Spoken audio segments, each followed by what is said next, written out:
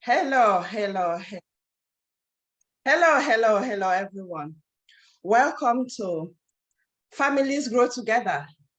This is the 33rd show. And today we'll be talking about managing expectations. What expectations do you have? What expectations have you placed yourself under? What expectations has your family, your society, your community put on you? What are the expectations you put on your children, on your partner, on your spouse, on your friends? Expectations. You as the person at the receiving end, how do you manage those expectations? That is what we are going to talk about today. And if you have anything to contribute, which obviously you have, please use the chat to send us messages and comment. I am Nelly Kwasungwi, a transformational life coach and social worker. And today, Ebo Aqua will talk to us or will lead us in managing expectations. So, Aqua, over to you. Thank you, Nelly. What a fabulous introduction. Right, hi everyone, welcome to our 33rd show. Cannot believe we've come this far, starting from one little tiny timid show that we decided to do, and now we're growing in confidence, we're exploring more things, many more topics, and touching those topics that are pertinent to us and that we believe are important to our community. Right, so my name is Aqua. As Nelly said, I am an early years practitioner, family intervention worker, early years family coach, whatever you want to call me. I can do all things. I can be all things to everybody. Right, so tonight we're talking about expectations. What is the definition of expectation? This is going to be just another conversation, and we're going to talk to you about our experiences. We use examples from our own lives, we use examples from people we've worked with, and stories that we've heard. So everything that we discuss here is just for learning purposes and to open our eyes to the different things that, or the expectations that we place on people, and the impact that it has on us, our relationships, our mental health, and things like that. So before we start, we're gonna do it like a question and answer type thing as we do weekly.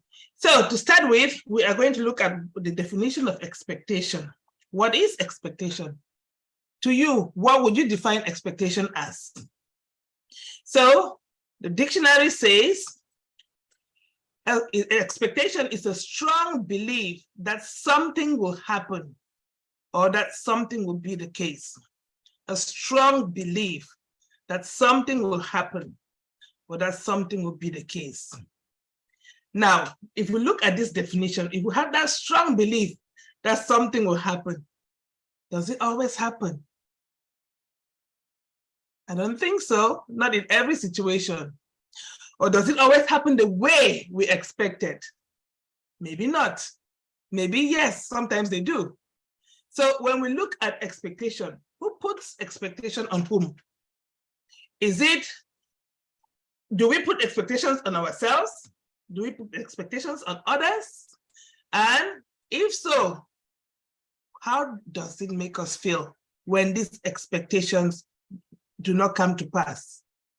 When what we believe in doesn't materialize, how does that make us feel? Is there an impact on our mental health? Is there an impact on the people on whom we have placed expectations? Does it impact our relationships with one another? And if so, how can we manage our expectations? Or should we even have expectations of ourselves and of other people? These are some of the questions that we wrestle with sometimes, especially when we're disappointed. Because sometimes our expectations are this high, reality is this low, and in between is disappointment because we are not where we wanted to be. So today we'll start with expectations of ourselves. What kind of expectations do you put on yourself when it comes to, for example, your health, your job, productivity, managing your finances? Nelly, I'll throw that to you. What are some of the expectations that you've placed on yourself, and have they materialized, or have you been disappointed with yourself for not manifesting these expectations? Let's start with ourselves, because that is where we should always start. Well, thank you, Aqua. This I wasn't prepared for. However, there's always something to talk about. So, expectations. Yes, I know I have expectations, and I have put some expectations on myself. Some of those expectations, I think over the years, I've realized that I used to put a lot of expectations, like things that I need to do to probably please my parents, my family, my children, myself, to be a better person. And even at work, put a lot of expectations on myself to always be on top, because sometimes I tend to be a high performer. I overperform because I like things to go on well, which again, it is an expectation that I put on myself. Over the years, I've realized that I used to put a lot of expectations on myself, and sometimes they were very unrealistic, and sometimes it crashes. But as I have been learning about myself, I have realized that expectations are good, yes, but for me now, expectations act as a guide. And if I have an expectation, I consider it to be something like a goal. I don't focus only on that goal. I focus on the process, because I have realized that things don't always go the way we want. So we need that flexibility. But I think it is good sometimes to put realistic expectations. Same like setting goals, let them be realistic, and not just saying, I will climb Mount Everest when I haven't moved from the UK. That will not, I will not be able to achieve that. And I'll be troubled, because I'll keep on thinking of, how am I going to climb Mount Everest when I've not left the UK? So it's impossible, because I have to go there first and then to start making the journey. So again, that's unnecessary expectation. So now I'm making very reasonable expectations. I need to think, are they achievable? Are they attainable? Can I be consistent with them? And does that fall in line with my soul journey? If I take a lot of them, I will start considering. But if on the other hand, I notice that, oh, some of it is not really aligned to, especially my soul journey, I'll think, what else, or what if? So just reconsider that aspect. So I think Aqua asked me about the expectations I put on myself, which I'll just limit there. And later on, we'll go to expectations placed on other people and the expectations that other people have placed on me. So thank you, Aqua. I hope I've answered that correctly. Thank you, Nelly. Yes, you did answer. And one thing that you said there was the expectation. Do your expectations line up with your soul journey? Now, that is a topic maybe you should write down and you cover in one of our shows, because not everybody knows what a soul journey is. And as such, maybe it's something to elaborate on in the future. So there's a topic for you. Start preparing. Thank you. So not to leave people hanging till the next time. I think the soul journey is just knowing your purpose and working on that line. The reason why I'm here on earth. Each and every one of us has a reason why we are here on earth.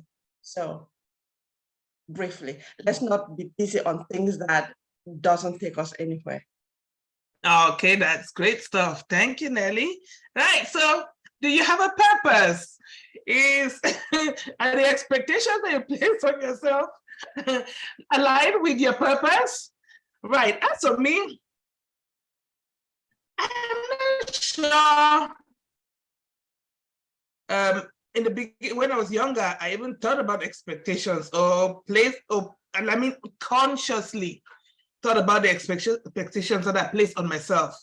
And as I've grown and I've developed and I've learned more about myself, as Nelly said, you realize that sometimes it's like you're trying to do things to meet up with a certain arbitrary timeline that you didn't even set.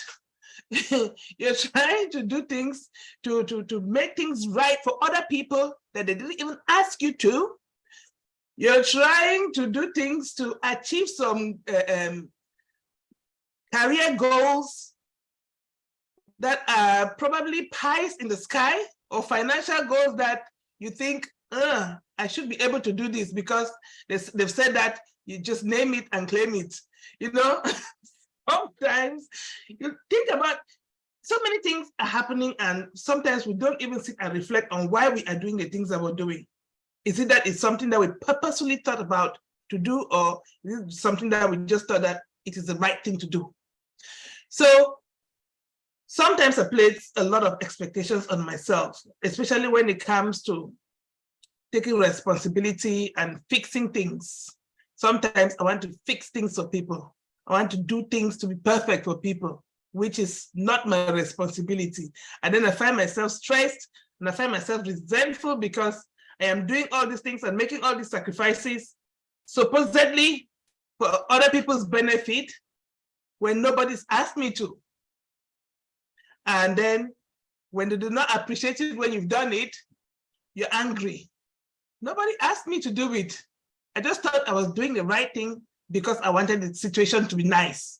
But when it's not appreciated, I get angry. And it is not right of me to be angry about things that nobody's asked me to do.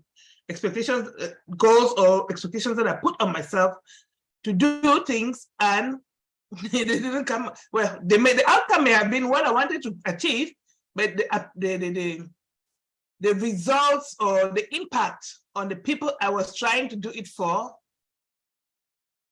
is not felt. But that was because I decided that I was going to do it. So, for example, let me say, I decided, okay, I want to spend time with my kids. I planned that we'll go out for a walk. And I've maybe made snacks, I bought this, I bought that. And I said, okay, let's go. And nobody wants to go. And I'm like, I'm trying that we should have some time together, some quality time together, and nobody wants to have time with me. So next time, when you want to do your own thing, I am not going to participate. Did they ask you to plan a trip on their behalf? No, they did not.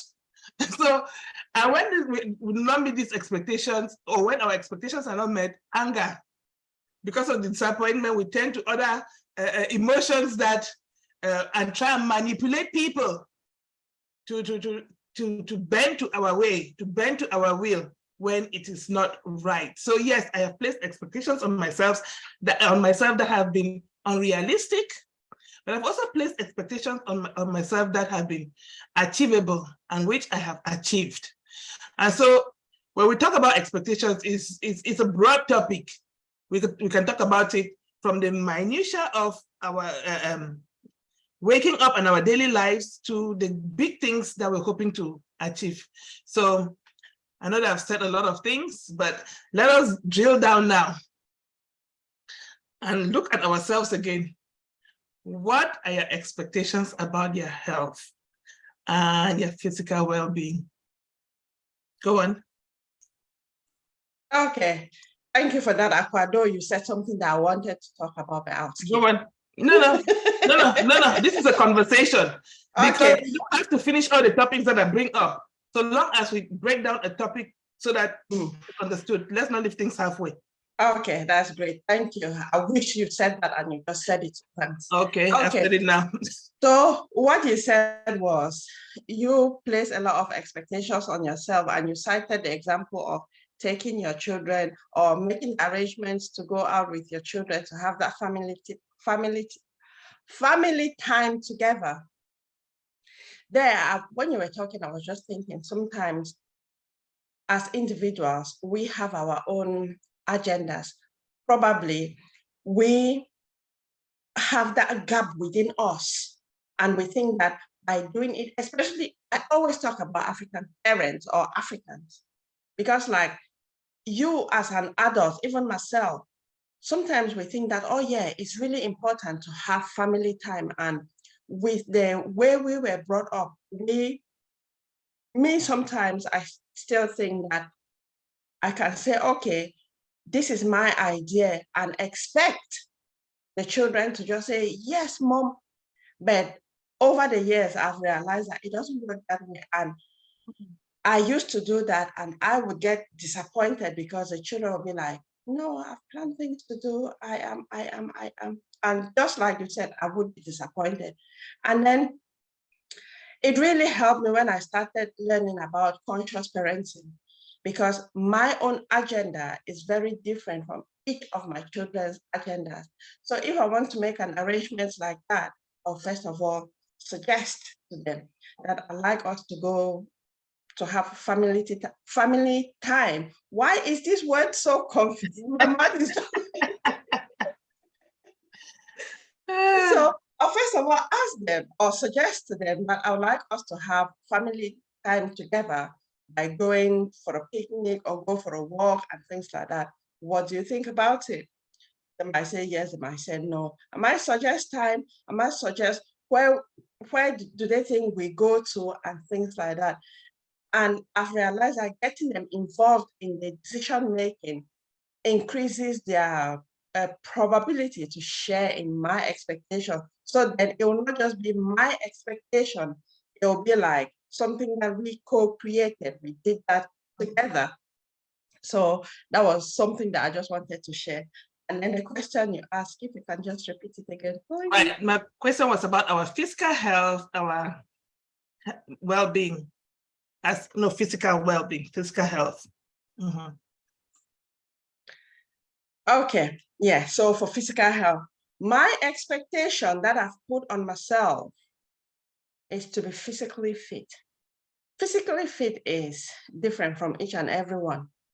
So my definition of physically fit for my body is that I expect myself to, if I want to go for, say, I want to go somewhere, I don't want to start struggling that I feel pains, I feel aches, and that would stop me to go somewhere. So because I have that expectation for me going where I want to go and trying to take out those things that can limit my movement, I have put myself the expectation to do exercises, to eat healthy, to take care of my body so that I stay physically active. So like if I am going, I mostly use the stairs rather than the lift. I used to have this step count, but I don't do it, but I feel it in my body because I've been doing the walking like 3 days a week. In the morning, I get up and I go for a 1 hour walk. Because when I don't go for walks or when I'm not active, I start feeling that my knees will be the first place that I'll start feeling aches and pains on my knees. And then I will notice that I start feeling very sluggish and things like that. So because I have monitored my body and I know all those symptoms, I pay attention to those symptoms. And then the expectation, I think it is realistic because I am doing what I say I want to do and I'm getting the results. And just in addition with the physical, how it impacts my physical well-being is I get into gardening as well. I know I say this every time about gardening. Oh yes, love gardening. So I do my gardening and I like to eat healthy. I think this is something that I copied this from my mom, because things when we were little, my mom used to eat mostly vegetables and fish and skin, though she used to cook all sorts of things. So I just developed the habit of eating healthy. And some years ago, I had put on a lot of weight. Though those who see me now, they said I've put on a lot of weight because I used to be very skinny. I used to be skin and bone, but now I have beef, I have meat on my body. On your bones. Yeah, I have meat on my bones. So for several years, I was I was overweight, because it was during that period where I was really depressed. I didn't even care about anything. I had lost interest in everything. So again, when I started getting over that stage, that was when I put those expectations on myself about my physical health. And now I would say, I'm really enjoying my physical state now, because I still keep on putting the effort to keep the body size, weight, height. Flexible. And dancing. Oh, dancing. That one, this one, dancing. Please don't take her to a party, she'll disgrace you. Wouldn't. She'll dance all night. And you're like, let's go. No, let's go. No. And another song.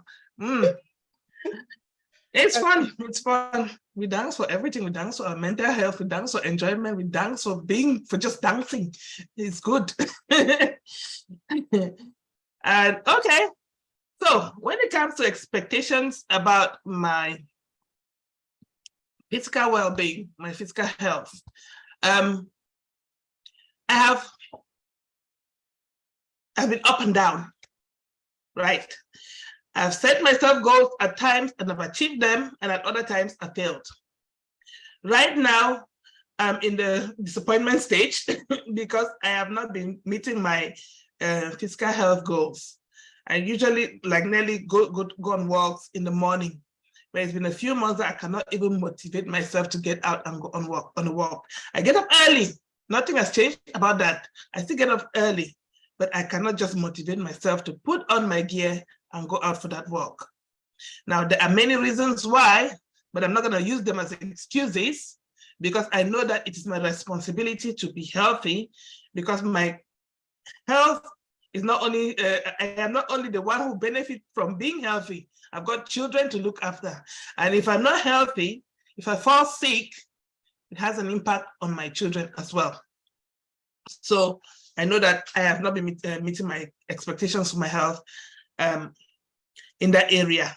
Now, when it comes to our expectations on ourselves concerning our health, the way we look, sometimes society places a lot of expectations on us, especially when it comes to our young people, especially young girls. They feel under pressure, tremendous pressure, to look like celebrities, to have these perfect bodies, all touched up, always shiny, always put together.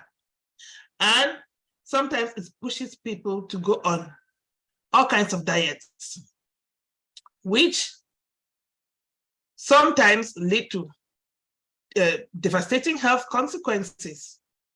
So we know about cases where people have become anorexic. We know about cases where people have even died because of the diets that they've gone on. I was talking even this morning with a friend. No, that was yesterday morning. We're talking about the kind of diets that people go on, because we're talking, oh, we put on weight, we've done this, we've done that. And she was saying that when she, before she had her last child, she went on this crash diet and it almost killed her. So we're just talking about this thing. And one thing that we need to realize,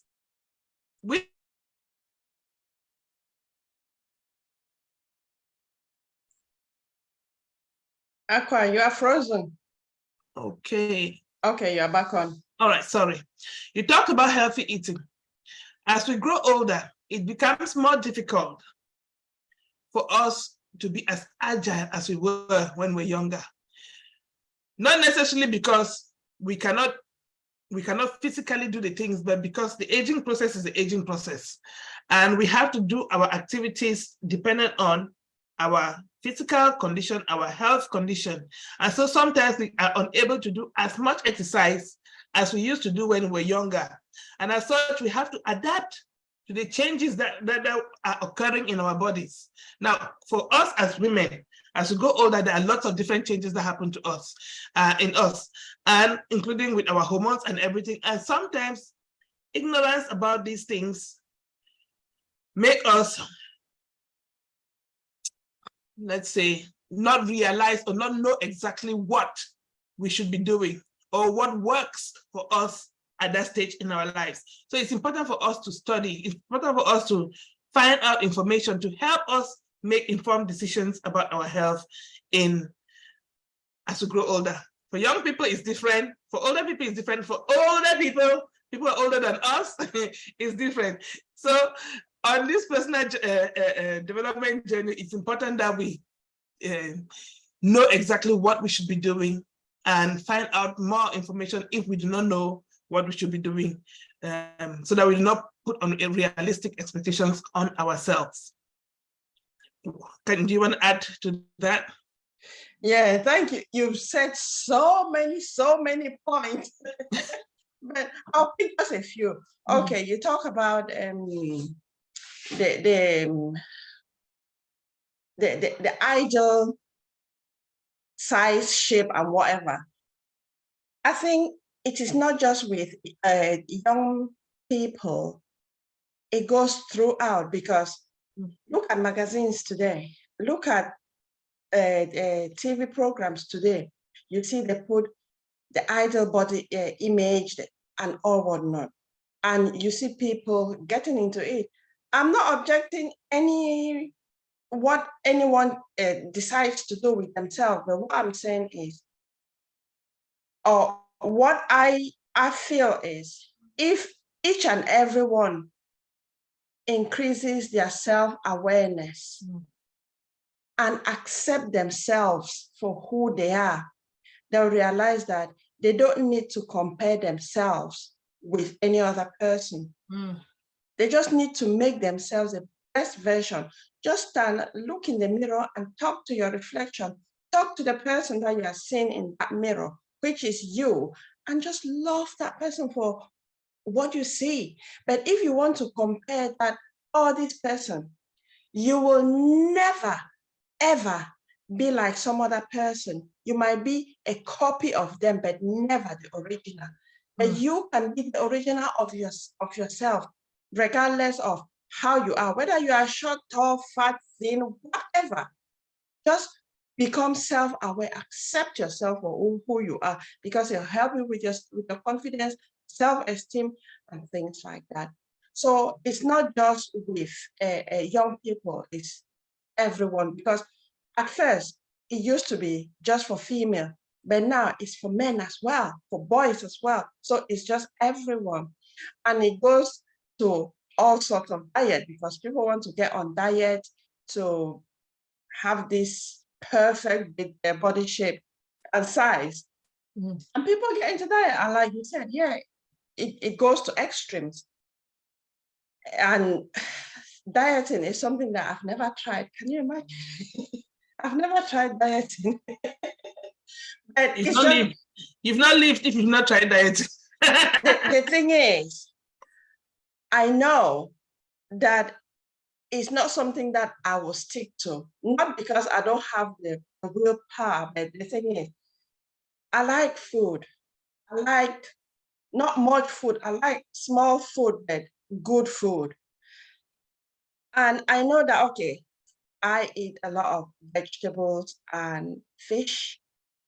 But then I'm thinking, I can't go vegetarian because a lot of my food is veggies. So what is the point? Anyway, that's something that I'm pleased with my meals, with my food. I like to try new things.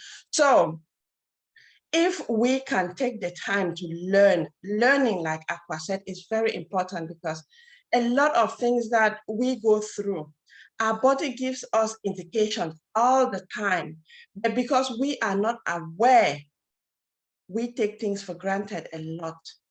Because like we hear of menopause, you hear of diseases like, or illnesses like anxiety, depression, cancer. Having the knowledge or the awareness to start detecting those illnesses early enough will really save a lot of lives. But because we don't even know, we are ignorant, and again, we fear what our society, what our community will think of us, we'll be like, oh, I'll just manage. Maybe over time it will get better. And then worst of all, you go talk to someone in your community and their response, you just feel so rejected. And then you'll be like, nope. So self-awareness, you can only be able to learn about yourself by finding out the information. Learning. No one is too old to learn. If you struggle to read, I always go to YouTube. YouTube is fabulous. Go there, listen. You will learn something. When you listen to whatever over and over, you will start picking up things from there, but have that open mind to learn. So thank you. Thank you so much, Nelly. That is so true. It's important that we continue learning, irrespective of how old we are. And it is good for our brains, man. It's good to learn because it keeps our brains active and fresh, and it keeps some of these diseases at bay, you know, Alzheimer's, although some of those things are inherited, but the more active we are, the more physically active, the more brain exercises we do, keeps our brains and our neurons connecting, making new connections in our brains, and as such, keeps it growing. So it's important that we learn every day, right? I think in this episode, we'll just stick on ourselves because there's so much to talk about. If we start jumping from one thing to another and to other people, we're not gonna finish. So let me go now to our careers, professions, businesses. What are some of those expectations that we put on ourselves? Now, we have all heard about this saying, I don't know if I'm going to quote it right. If you're not young and beautiful by 18, or married by 30, or get rich by 40, then you will never be beautiful, married, or rich. Is that a thing? Do you believe in that saying? When it comes to your finances or your career, are you where you thought you would be at this time? Did you place some expectations on yourself concerning your career and your finances that you find yourself struggling with, or have you achieved them? That is our greatest wish, that we achieve all these things, that the goals that we set for ourselves. So if you have, then please share. Okay, tricky, huh? So I had expectations, like when I finished college, my dream was to become a pilot. And because I did math at the advanced level, I was thinking that, yes, I would get into studying to be a pilot. However, I didn't go to uni because I refused that. I didn't want to go to uni. And then I did computer studies, but then I wasn't too sure. I wasn't too sure what I wanted to do. But since I did commercial studies in college, in secondary school rather, I was very good at the computing, and even till now, Aquanos. So I got into that. So I got into that, and I was really happy with it. But then, after doing that for some years, I noticed that I had outgrown that level of development. I wanted to do something else. So over the years, I think I've just realized that it's a pattern to myself, because I always want to grow. So when I came to the UK, when I came to the UK, I knew that education was something that I really wanted to do. And I enrolled to go to uni because I had my advanced level. But I got rejected from 4 of the unis that I applied to, and they said, Madam, we cannot give you admission because you've been off school for 16 years. And I was like, okay. But then one uni offered me a foundation course. And I was like, what I'm fine. It was at the uni, so I did it. So when I started with that foundation course, I knew I wanted to be a counselor because that was what resonated with me at that time. So I was putting myself, I had that expectation that I would be a counselor because I felt the need, I'd always felt the need to help people. So I did my undergraduate. And then as I was studying, because remember, when we come from, like when we were in Cameroon, we had very limited options on careers. So when I was studying my undergraduate, I was like, wow, there are different options. So when I finished my undergraduate in counseling and psychology, I was like very interested in psychology because I was getting answers to the questions that I had and no one had to answer me. So I was like, yeah, I was getting the answers. And because I have a very, very curious mind, I continued in that field and I did my master's in social work. And while then I was, again, the expectation that I had was to help people, but I didn't even know where I was going to. So like you say, we have expectations, but for me, I focus on the journey, on the process and not the result, because even till now, I am still going somewhere, but I don't know where I'm going to. But I'm just enjoying the process because all of it, I'm discovering a lot of things about myself. And then I'm just like, okay, wherever it takes me to, but I still have that focused mind to help people, which is what I'm doing. Though I'm seeing different options that are available, but it's still in the same line. So I just focus on the process. Right. So when you're talking about focusing on the process, in my mind, I can see you as a learner. When I think about the Gallup Strengths assessment, I see you like a learner. Well, whether that's one of your top strengths or not, I do not know because I don't know whether you've done that assessment or not. No, instead I've done a different strength test, and there my top score is on coach. My top strength being a coach, and then the second is empathy. Okay. So but I know, yeah, I'm a learner because I'm very curious. Yeah.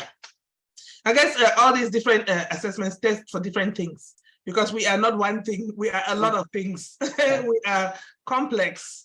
We've been created spatially by God, and so we are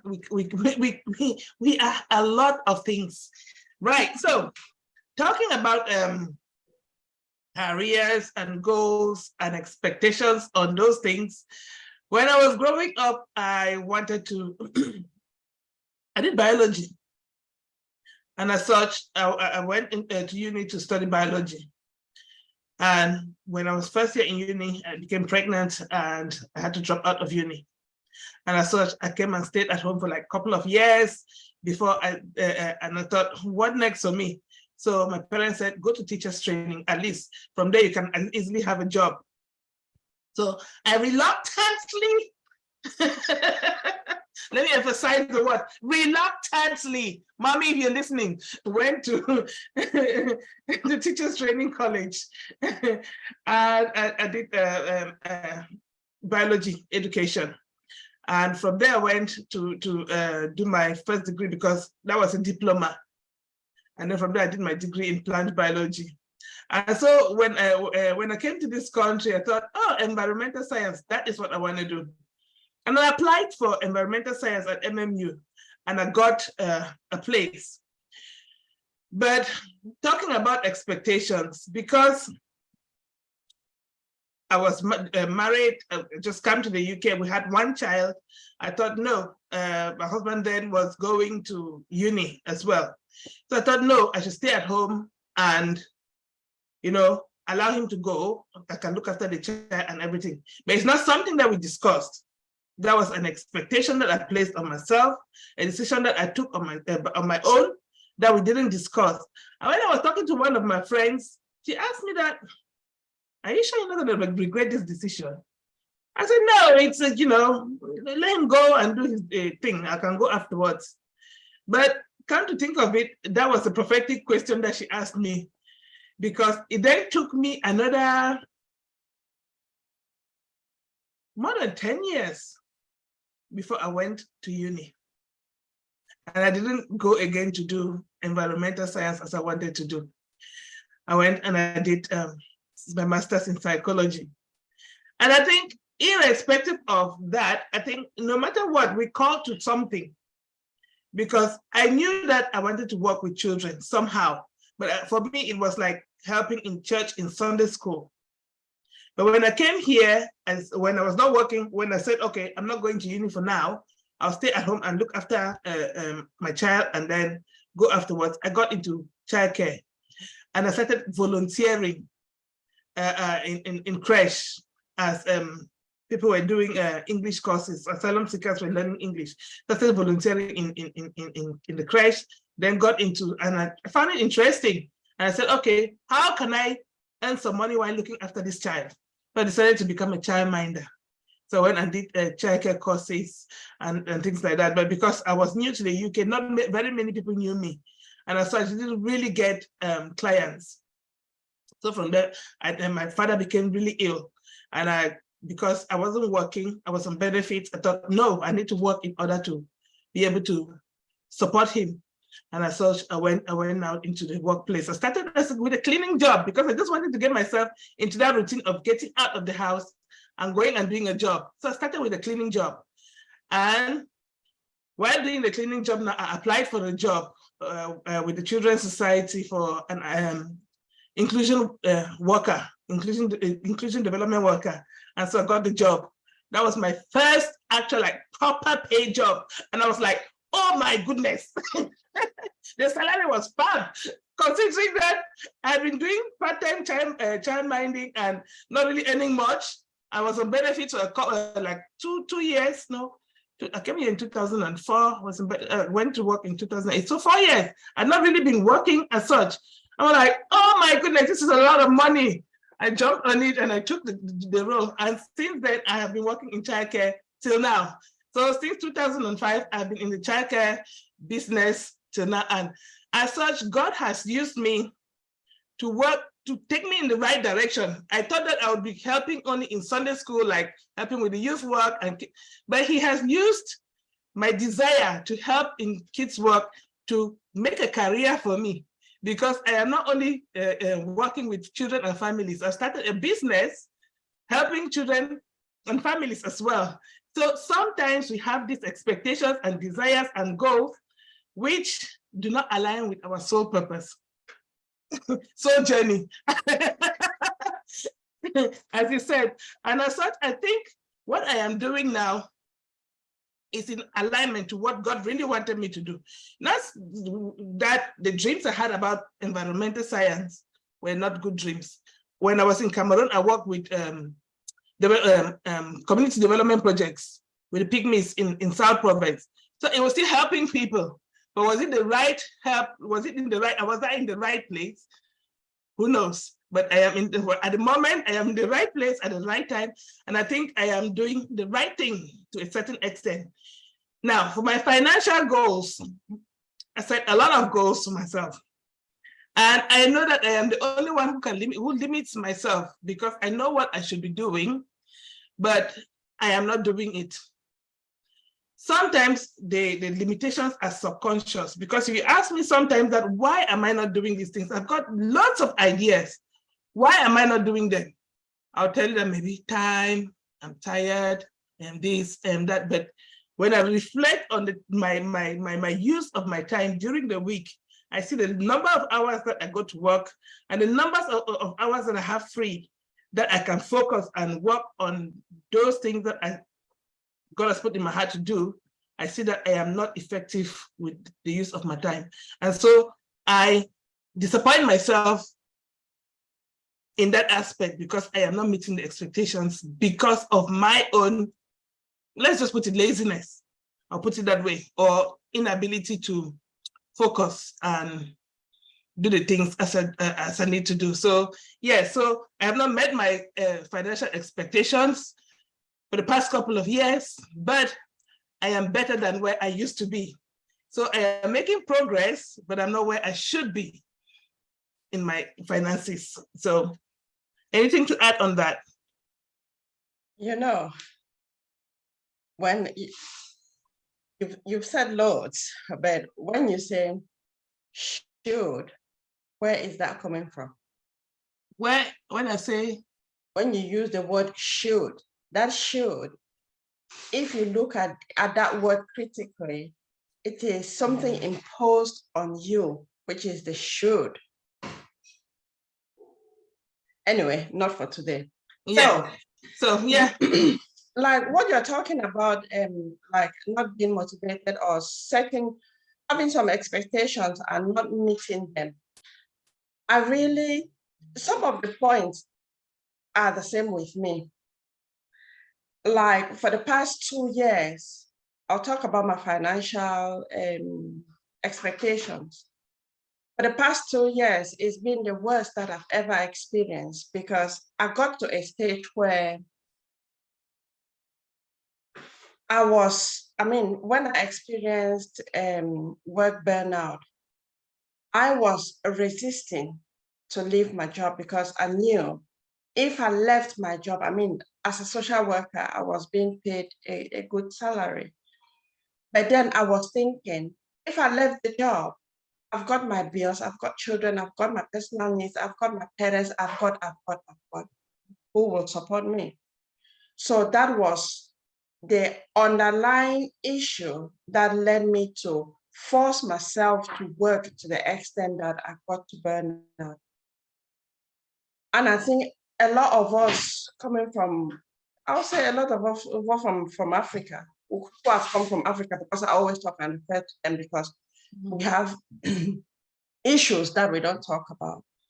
We want to work and work and work until we pass out. So the lessons that I learned from when I experienced burnout was that my health is more important than any job. So when I experienced a burnout, I felt guilty just staying at home because for my whole adult life, I had been working. Even when I had children, I was still working. So that time was the only time in my whole adulthood that I had to rest. And I was resting not because it was out of choice, but because like nature has its own plans. I had to. And I went through a lot because it was at that time I got to the point where I had to surrender. I did not give up. I surrendered because I know there's a God, there's a universe, there's that power that is above each and every one of us or me. So I was like, okay, this is me. May your will be done unto me. So that was when I surrendered. And since then, I think that is the most beautiful thing that ever happened to me. Because at that time, I learned to let go of my ego, which is why now I just do what I do. If I make a mistake, it's a mistake. Oh, sorry. Things just come out from my mouth. I don't mean to hurt anyone. I don't insult. I just say some things, though sometimes they are really, someone might take it to be very hurtful because that's the side of them that they don't want to expose. But when it comes to mine, I say it not intending to hurt anyone. Yeah. But what I'm saying is, when I surrendered, it was very beautiful because I realized that I was hanging onto a lot of things because of my ego. Because I'll just go back to when I did not want to give up my job, when I knew that my health was at stake. It was that pride that I've studied for all this while. I'm in a well-paid, respectable job. How comes I will go? So again, that was that ego thing. Third, when I learned to surrender, it was very painful. I'll tell you honestly, it was very painful because to let go is hard. It's hard. But one thing that I have since then till now is peace of mind. If I don't bother myself. I just leave it, because it's not that I'm lazy to do things, but I don't have the things that I could have wanted to have. But again, it's a process, and I'm just learning through the process. But as days go by, I am becoming a better person than I was yesterday. And it is the process. And it is the same with my finances. It is still work in progress. I'll end it there for today. Oh, thank you so much, Nelly. Thank you so much for sharing your experiences, because sometimes we look at ourselves and, like you said, you use that word should is something that is sometimes it's we ourselves put our shoulds on ourselves, and the society as well can put shoulds on us. Because, like I said, with that quote of you should be beautiful by 18, you should be married by 30, you should be rich by 40. That came from the society. And I saw sometimes we build our expectations dependent on what society has already set as standards. We talk about the standards of beauty, talk about the standards of relationship, be married, have 3 kids, live in a beautiful house with picket fence, and that kind of stuff. That is an idea that society puts on us. But when we start thinking for ourselves, when we start reflecting on our lives, when we start looking at what we as individuals want, because our educational system doesn't promote self-development as such.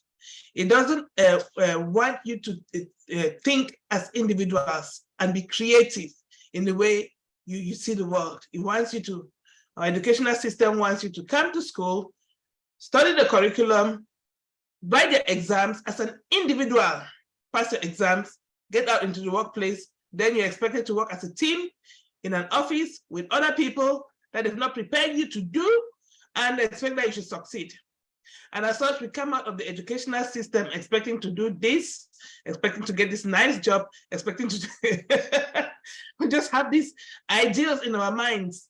And for some of us, like for me in particular, because I came from a family that wasn't poor, so to speak, considering our standards in Cameroon, I wasn't thinking about, I didn't like fight for anything.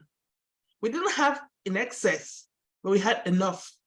So I wasn't very ambitious, as in, I really want to achieve this, I really want to achieve that, I really want to do this, I really want to accomplish that. And so I didn't have that drive like other children had. When I look at my friends who came from a poorer family, who were struggling more than we did, you saw that they studied really hard. They had the total A grades. They excelled because they knew that, okay, I need to get out of where I am. But sometimes because our families, or if children come from families that are well off, especially financially, and they get what they want all the time, or at least basically they don't have that same kind of drive that maybe their parents had to achieve what they achieved. And then we give our children even more. And as the generations go down, we're a little bit more lax with the way we deal with them. And I saw sometimes they do not have the same kind of drive. But these are things that if somebody had orientated me, well, there's certain things that if I had known when I was younger, even if, I don't know if I would have done anything any differently, but I would never know, because I didn't know those things. But now I do know certain things. And now I'm taking steps to make some changes. And now I'm trying to instill in my children some of these values, some of this knowledge that I've learned. They're in a place now where they're resisting the knowledge. But for me, I just say, I'm sowing the seed. If you take it, if you don't use it now, eventually you may look back and say, oh, my mother used to say that this, my mother used to say that, and maybe it would give them some incentive to work hard on another aspect of their life. So yes, society places expectations on us, and sometimes we fall short because we are trying to live up to somebody else's expectations and not what we ourselves have decided. We have not decided, sat down and designed our life. And thank God that I am learning a lot of, like you are, learning a lot of personal development. I'm doing a lot of personal development work, and now I'm beginning to learning that you need to have a vision for your life. You need to have a vision for your physical health, a vision for all aspects of your life, really. What do I want to see in the next 1 year, in the next 5 years, in my health, in my finances, in my emotional well-being, in my relationships? What are some of the things that I want to happen? Not placing the expectations on others, what I need to do to thrive in these different areas, so that I can design it myself and know that, okay, if I do it, that's on me. If I don't do it, it's on me. If I can adjust it when I want to adjust it, it is not something that I need to do to pass an exam. It is my ideal that I would like to achieve, and to be realistic enough to know that that is an ideal. Doesn't necessarily mean that you achieve it, but if you aim for the sky and at least reach for the atmosphere, it is great. But if you aim at nothing, you will always get it every time. So you get nothing if you do not aim at anything. So aim for the sky, aim for the universe and reach the sky. But if you don't aim for nothing, you always get nothing. So before we close, do you want to add to it? Because we've gone on for quite a while. Yeah, I think you have said just so many points all the time that you've been talking, just so many points that we could go deeper into each of them, but it's just so many, because when it comes to this idea of personal development, there's just so much, because each and everyone has lots of potentials, lots of capabilities, talent, but we don't make use of them. Because growing up, we live up to some other person's expectations and the roles that are placed on us with their responsibilities and their expectations. And I think, like you talked about what you are doing for your children, I think it is to raise that awareness, because looking at us when we were younger, I think if we had that opportunity where our parents could, or in our community, if we could have open conversations to learn things, we could have known a lot of things earlier. Because I'll take a common one, like for females, some families, I was lucky that my mom talked to me about it, but I went to boarding school, a lot of girls in school, they didn't know anything about period. Just an example, that's something that is natural, but because of the way a lot of us were brought up, the mothers did not have that conversation with their daughters. Like I said, I was fortunate that my mom explained it to me in her own way, but I was aware of it before I started. But a lot, even till now, as we speak, there are still parents, even in the UK, who don't have those conversations with their children. So this idea of you talking about these issues is really good, which is why we are doing it, and we encourage parents to have them conversations with their children. Though when speaking with some parents, they say there are difficult conversations. Yeah, they are. If you don't have those difficult conversations with your children, they will have it with someone. They can choose their friends. And imagine their friends just like them, who is going to teach who on what?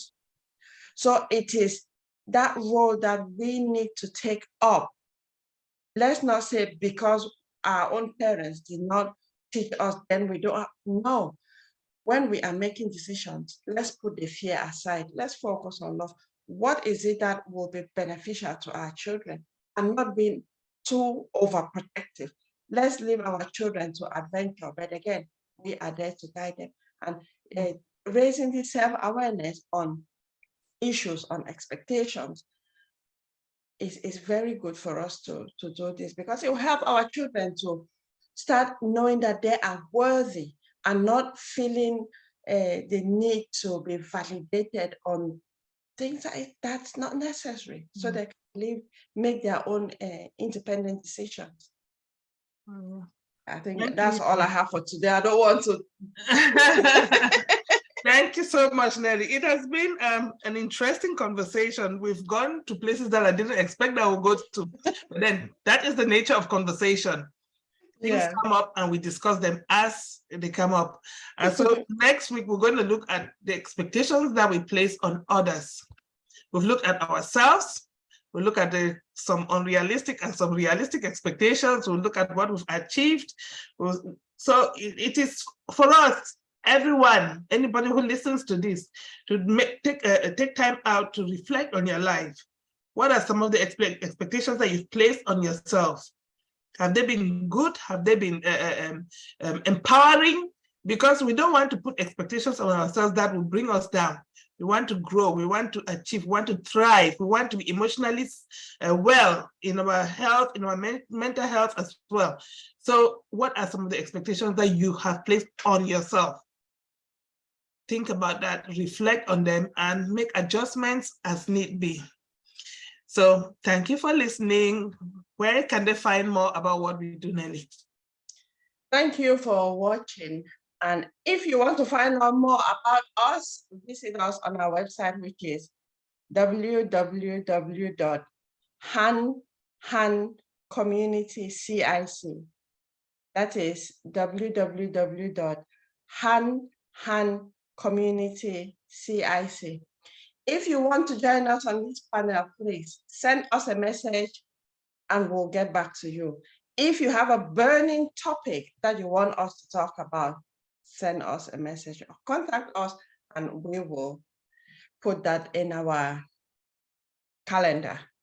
Thank you so much. The next activity that we have coming up will be on the 1st of July. We're going on a walk around Ogden Reservoir in Rochdale. I shouldn't have disclosed the place, but that is where we're going. So if you're interested in joining us on this walk, we are going to put a link to register your place for that walk. And you're welcome, your family is welcome, invite your friends, and we'll all have fun together. Thank you so much and enjoy the rest of your day. See you next week. Bye-bye. Thank you and bye. Bye. Bye.